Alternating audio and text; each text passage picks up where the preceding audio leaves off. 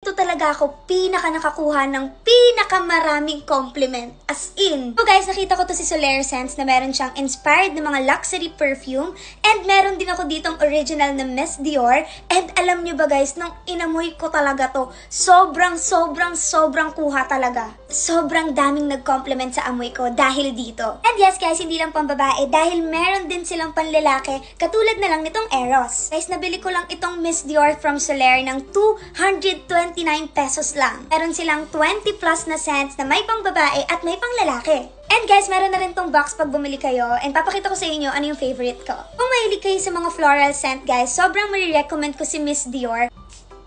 Grabe! Oh my God, guys! Sobrang kaamoy niya talaga. Kasi ito yung original ko ng Miss Dior and I swear, magkaamoy talaga sila. If mahilig kayo sa mga powdery scent like walang floral or walang sweet scent, ayan, ito yung very fresh, para siyang powder or pulbo talaga. Naman guys, kung gusto nyo rin ng affordable and inspired na mga luxury perfume, guys, i-check nyo na sila.